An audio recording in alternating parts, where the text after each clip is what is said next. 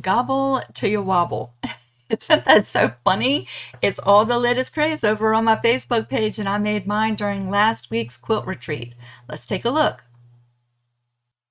I doubled the cotton batting in mine to make it a nice size trivet for Thanksgiving, roughly 20 inches wide and 22 inches tall, but you could applique your turkey on a square or rectangle background fabric to make it even bigger if you wanted to, right? Look at that. That's my roll pan for Thanksgiving. How stinking cute is that? So this video, y'all, I am speeding it up because roughly it took me about 3 hours total working time to make this trivet or centerpiece or wall quilt, whatever you want to use yours for, right? It took me about a total of 3 hours. This pattern is great for beginners. But if you're watching this and you're like, Lisa, you didn't go into all the details. You didn't slow it down so I could see how you're stitching the pieces, or you didn't talk about the heat and bond light and how to trace the pieces. This video is sped up so that you can get to work on your pattern, right? Many of you are very seasoned quilt makers, applique stitchers, but for those of you who are new, I don't want you to be discouraged by how fast this video is moving. So on the screen, I'm going to show you a couple thumbnails of videos that go into lots of detail, right? Because I want you to make this turkey. How to use heat and bond light. It breaks down the instructions and how to use it and what is the difference between heat and bond light, the purple one, and heat and bond ultra. I think that's what it is. It's the permanent one in the red package. I'm going to link that video down in the description box. So if you need further instructions, you can go watch that video and then you know exactly the difference and how to use heat and bond light, right? And then I'm going to link this video. It is a long live and I go through in real time tracing pieces. We talk about the heat and bond light. We talk about the pattern, how to assemble multi-page patterns and all that stuff in real time. And so you can watch that. And then I'm also going to link this video here, and it is all about doing a satin stitch, which is a really, really dense zigzag stitch. Today I'm using a zigzag stitch. Same methods apply, satin stitch, zigzag stitch. Maybe this video will be helpful for you if you want to see close up and get a good explanation of where to start and stop when you're turning your pieces and all that stuff. So if you are very, very new to raw edge applique, maybe those 3 videos will help you.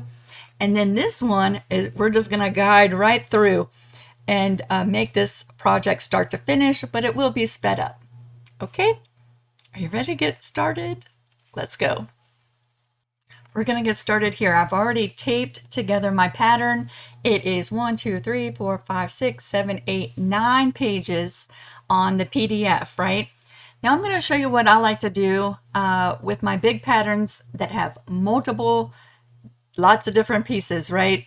You see, I'm going to go through and letter them and number them before I ever even get started, because sometimes some of the parts look very close to each other, but they're slightly different. And when you cut apart all your pieces, it can get overwhelming with all the different parts. So I like to go through and letter them and number them. The pattern is blank because maybe you work differently, right? And it only takes a second to go through and organize your pieces, label them, and get started. This pattern has been mirror imaged, so you can trace it with your fusible product. I'm using heat and bond light without flipping the paper over. I find it helpful though, even though it's been mirror imaged and I'm tracing from the right side of the pattern, to use a light box because my eyes are just struggling, right? And I think I was doing this at nighttime, which my studio gets really dark at night. Now I want you to see when I'm tracing these pieces, I not only trace the actual exact shape, you're going to see I'm adding a little bit to one side and sometimes below the piece because I like my applique pieces for projects like this to overlap so that there's no accidental spacing in between my pieces, right? So I'm just adding a little bit of extra on one side all the way through so my pieces overlap just a little bit. That's just something I like to do sometimes. Not all the time, but sometimes.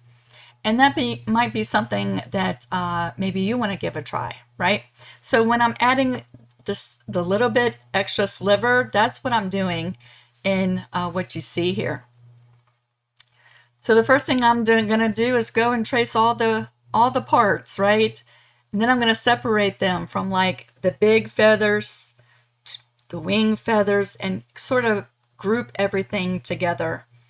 And in this project, I'm working from scraps, y'all. I'm breaking out my scrap buckets, and that's what I'm working from. And this was so much fun. We were doing a Patreon quilt retreat. I think we were staying till midnight. So I had lots of time just to take my time and hang out with everybody, laugh and joke around. We have a good time. And I was filming this video at the same time. Now it's on muted, so you can't hear the conversation, but we really do have a really good time.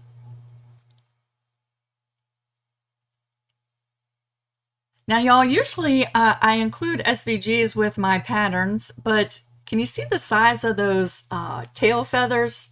They're pretty big. And so is the body. And so, unfortunately, for this pattern, I'm tracing everything by hand and cutting everything by hand because the pieces, the body piece is a little bit bigger than 12 inches by 12 inches. That's okay though, because these are pretty simple shapes to cut out.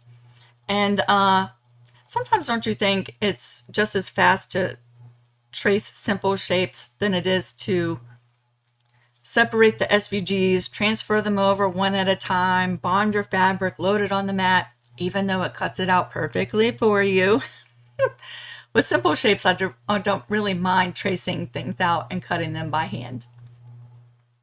And these are big pieces. So we're making a big project.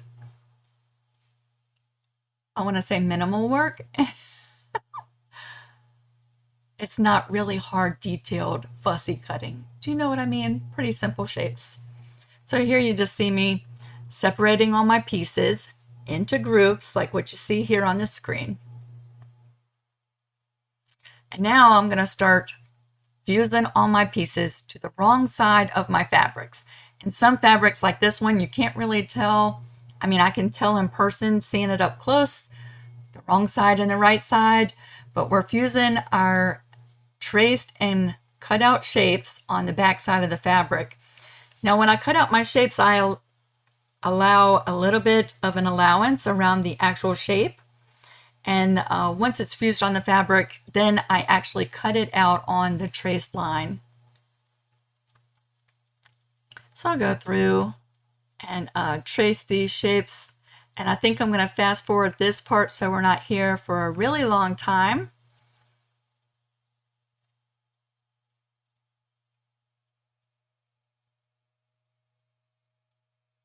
Oh, I don't have to fast forward it. Because I thought for a second I was showing all of the fusing. But you can see here now I'm actually cutting it out directly on the line that I traced. And you see that extra on my piece? That's my little allowance so I can overlap my pieces slightly. Now, a lot of times I do this, and then about half the time I don't do this, depending on the project, right? But I really wanted to overlap my pieces on this project.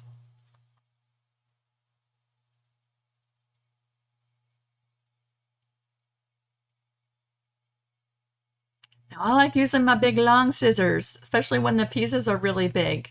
To me, I just find it helpful. You might find it helpful to use smaller, more detailed cutting scissors. I like using my big ones. Now, at this point, I have all my pieces cut out and I'm ready to start layering. You can layer your pieces directly on your background fabric if you want.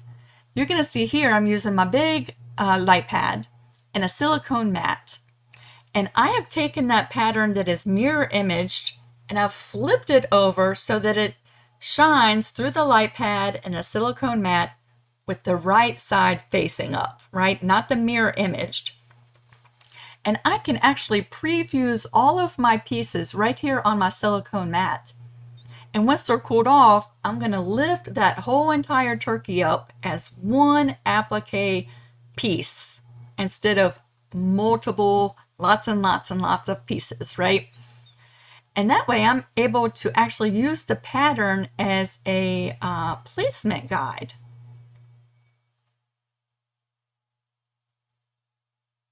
Now, of course, you don't have to do this. You certainly don't have to do this. You don't have to have the silicone mat. You don't have to have a light pad. And you can fuse it directly onto your background fabric. I find this super duper easy.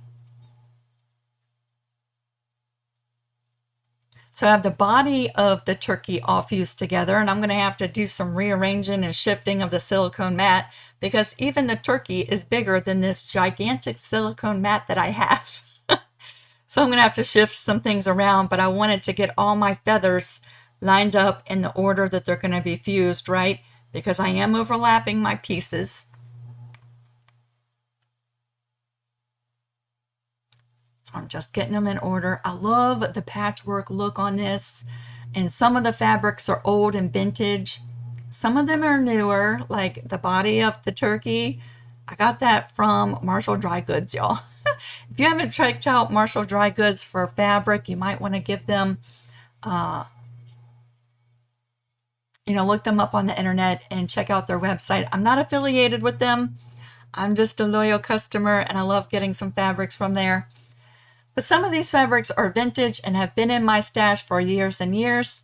Some I've picked up at thrift stores, yard sales, and some of them have been purchased and new relatively not that long ago. With the light pad on, you can see the darker areas of fabric. That's where they overlap. Now, when that light is not shining, you don't see that overlap, right? But that just assures that there's no gapping space from my wonky cutting when the pieces are butted up next to each other.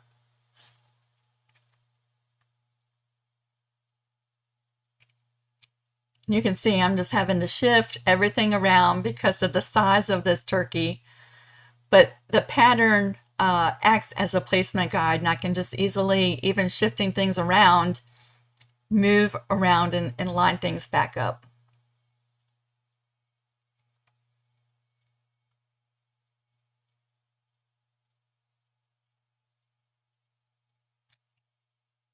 Now, many of you don't need to sit here and watch this, right? You know exactly what to do.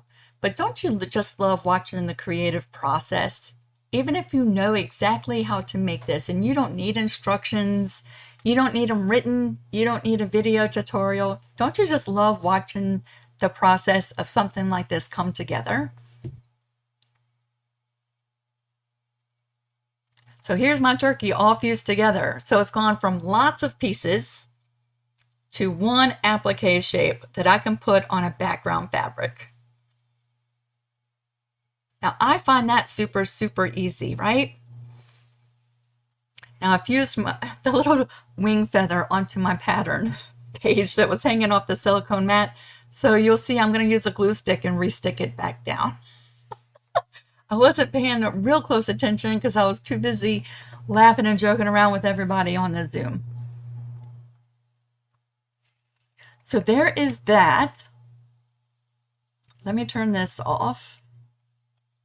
Stop, back to me. Okay, so we are up to the part where the turkey is one great big piece and I'm getting ready to fuse it onto a background piece. And before we watch that part, I wanted to stop and talk to you for a second. There's so many things you could do with this turkey, right? I knew that I wanted to use mine as a centerpiece for my table. I have a great big pan that I cook rolls in, and I have to use that pan because between me and Harlan, my parents, and the kiddos, we would devour that many rolls in a meal. We've done it all the time. So I know I'm using that pan. Now, I'm using 2 layers of cotton batting as my trivet. I'm not using Insul Bright as my trivet. Let's just talk about trivets for a second, because I make them all the time. Now, would I take that pan directly out of the oven? I bake my rolls at 375. Would I take it right out of the oven and put it on that trivet on my dining room table? Probably not. I always put my rolls right up on top of the stove top or on a wooden trivet on the countertop, and 10 or 15 minutes go by, and then I put the rolls on the trivet on the table. They're still warm. The pan is still warm, but it's not 375 degrees hot, right? So I have found that in my trivets, 2 layers of a cotton batting plus the layers of fabric that are in my trivets is usually sufficient for a warm item on my table. So that's just me. You could use Insulbright if you want to make this into a trivet and a layer of batting or 2, and then take it right out of the oven and put it on your trivet. Many of you just want to make it as a centerpiece quilt, and you're not going to even use 2 layers of batting. You're going to use 1. Many of you are not going to assemble this the way that I did with a fuzzy cut edging. You're going to put it on a square or rectangle backing and make it just like a traditional quilt with a traditional binding. So many ways to finish this, right? Let's watch what I do, and maybe this will spark some ideas for you. But I'm not doing a binding on this. Now, I thought that I showed this in the video, but evidently I didn't record this part. Let's talk about real quick before we watch some stitching, what I did to get to this point. So I took 2 layers of cotton batting and glue basted them together with my Elmer's glue stick. And then I laid my background fabric on top and glue basted that in place, and then dried all the glue with my iron. So there's no wet glue that I'm sewing here at the sewing machine. So underneath of this is 2 layers of batting, the background fabric, and my turkey. And I'm going to bring this over and I'm going to stitch down my applique like this. Now you could just stitch down your turkey with your background fabric with no batting if you wanted to. Right? If I was going to put this on my long arm, then I would just stitch down the turkey parts, the turkey body, onto the background fabric with no batting. But because I'm going to be quilting this right here on my domestic sewing machine, this is how I'm doing this particular project. So it's the turkey, the background fabric, 2 layers of batting, and that's it. And I'm going to use a zigzag stitch to stitch down my turkey parts. Now I didn't write down my stitch settings, but you're going to see what I suggest you do before you start stitching down any applique, really, right? As I move the project out of the way and I grab some scraps, and I'm going to play with my stitch settings because, you know, it all varies machine to machine, thread you're using, the materials you're sewing through. So I'm going to adjust all my zigzag stitch settings off to the side before I even bring in my piece. And it's a fairly large zigzag stitch. Not real close together. And we're going to just sit here and I'm fast forwarding through this, but I really wanted you to see, just for the inspiration, right, the whole process. And because of the size of this project, I kind of want you to see how I'm able just to roll up parts of the quilt to fit it through the throat space on the machine, because it is like quilting a small quilt. This project is, right? And so we do have the extra bulky parts of the turkey that we're going to have to deal with as we're maneuvering through the curves and all the parts.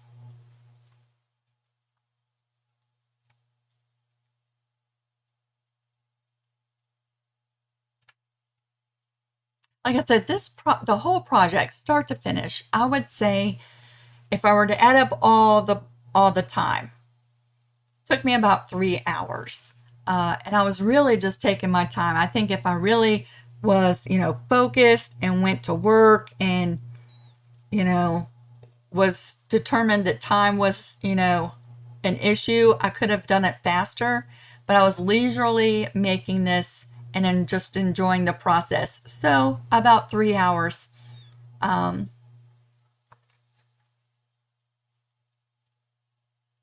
I'm hoping I can make some more before the studio tour. I don't know if time's gonna let me do it or not. uh, and it might be that if time doesn't allow, then I don't get to use this one because I'm going to show this one in the studio tour, and I don't want to use it if I'm going to be displaying it in the tour. Do you know what I'm saying? So if time doesn't allow me to make another one, then I'm not going to be able to use this one for Thanksgiving.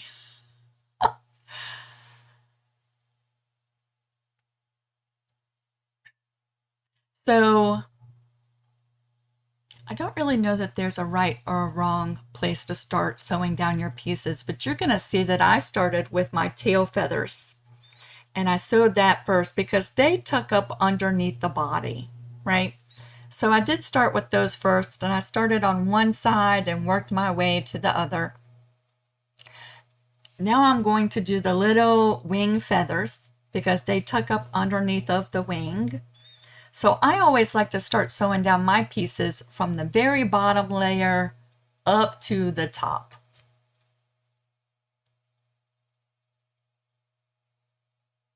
And I'm using the same brown thread for all my pieces.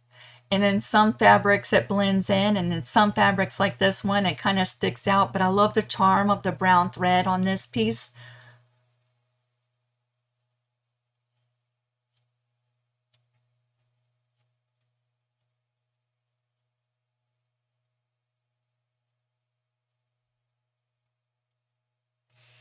So I'm just going to be quiet, and Harlan's coming in, so you can just enjoy watching this as it stitches out.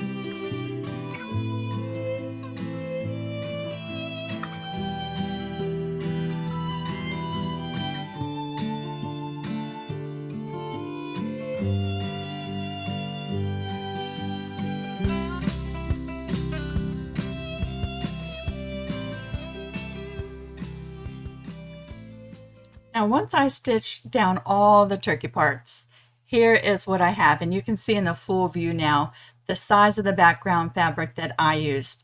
I'm not including a size to cut it. The turkey itself is roughly 20 inches wide by 22 inches tall, right?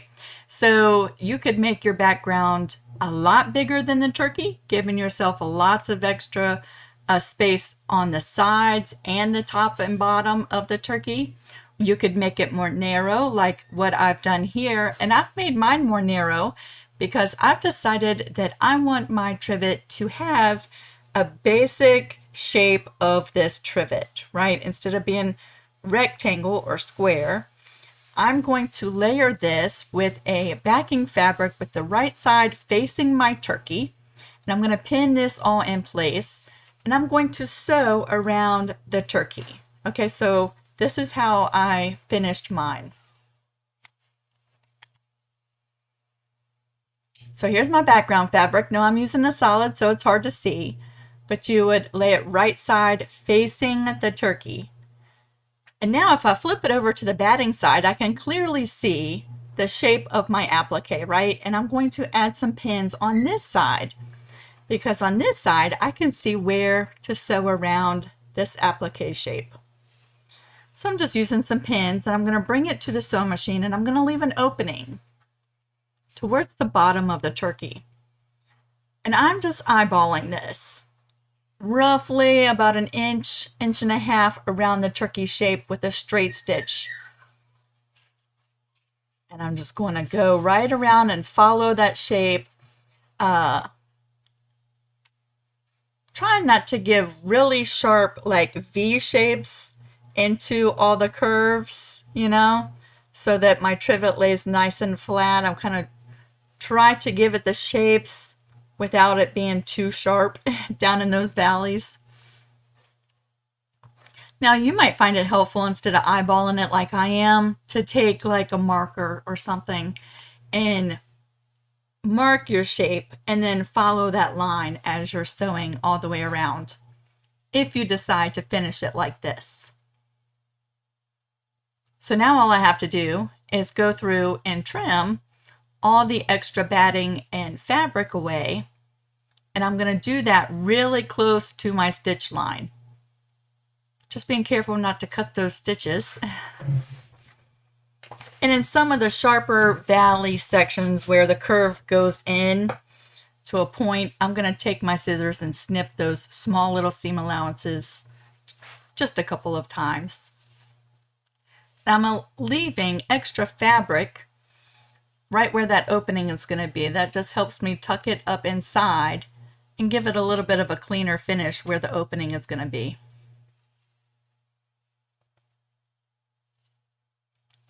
I'm going to use my glue stick, and because it's on a curve, I'm going to snip my fabric just a couple of places so that it'll sort of form the curved shape along the bottom of the turkey. And I'm going to use my glue stick and actually glue those fabrics down before I turn this right side out, and that just helps me get a nice cleaner finish where that opening is, because I always struggle where the opening is and this just helps just a little bit. Now the batting, I'm cutting that batting right where the stitch line would have been, okay, and that's going to help give that natural shape as I turn it right side out.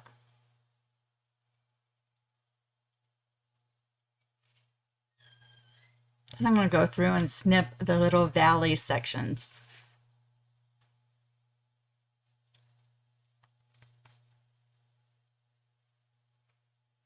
What I like about this project is that it doesn't take a lot of brain power. Do you know what I'm saying? We don't have to worry about accurate 1/4 inch seam allowances in our piecing to accomplish a really awesome quilt. Now we're just going to pull it right side out, right? And I'm going to take my fingers and a chopstick and go through and smooth out all the little curvy sections along the edge. Poke them all out. And I really feel like at this point you have a couple of options, right? If you're going to finish it this way. I'm going to bring it back to the sewing machine and I'm going to do a straight stitch close to the edge of the entire shape in that brown outline fabric that you see here, right? That's going to close my opening so I don't have to do any hand sewing. But it's also going to give it a little bit of a flatter, neater finish all the way around. And you could call it done. But I'm going to go back in and do some simple straight line quilting and give it a little bit more character with some more quilting. Because I had the batting down when I did the zigzag stitch, it's already quilted. It has a nice quilted finish to it because the batting was there when I stitched down the applique. Sometimes I like to do a little bit more. So you'll see here I have my open toe foot on so I can see where I'm going, really nice and clear. And I'm going to outline some of the pieces with some additional quilting. And it does help it just pop just a little bit more.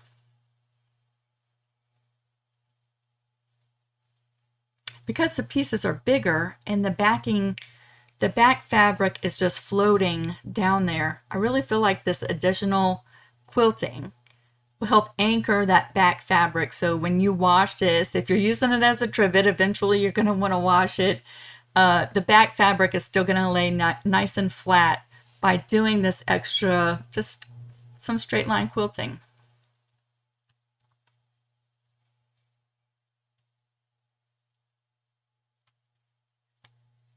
So I'm going around the big pieces, and then I decide, and you'll see that here in just a second, to do some straight line sort of echo quilting in the big feathers behind them.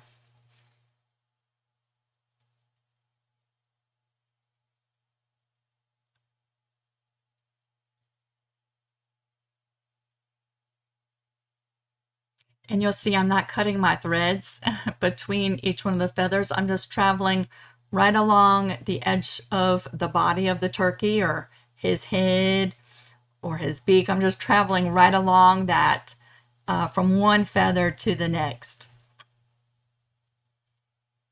So what I'm hoping by showing this, even though I'm not like detailed going into specific like step-by-step instructions, is that you get some inspiration from this video. Maybe you're making this turkey and you're wondering some quilting ideas, some finishing ideas, alternative ways to make this. Maybe this will inspire you.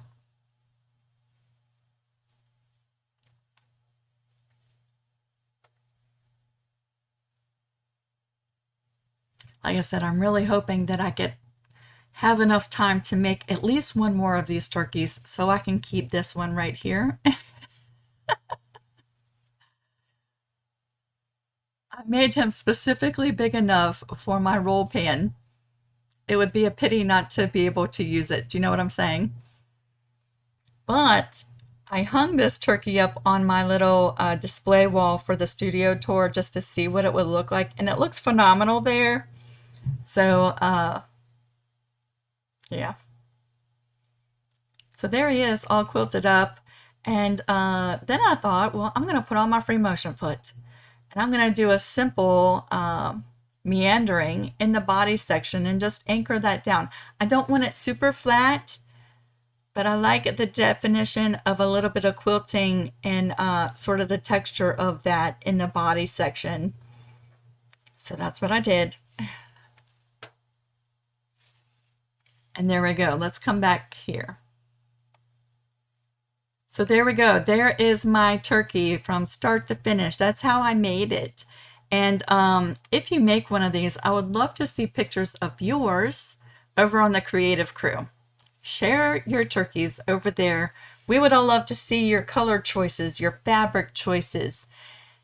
Did you buy fabric specific for this turkey, or did you do like I did and pull out your scrap buckets and use little bits of this and that? And happy Thanksgiving, everybody. I hope you have fun with this. I hope this video has inspired you, if you're not making the turkey, to at least do something really creative and have fun. All right, everybody, until I see you next time, have a great week. Bye, everybody.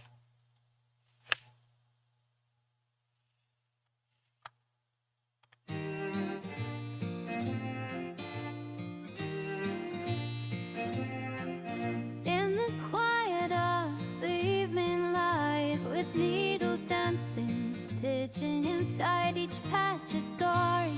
Every thread is unbinding love and fabric where we belong. Every stitch a whispered prayer. In every corner I find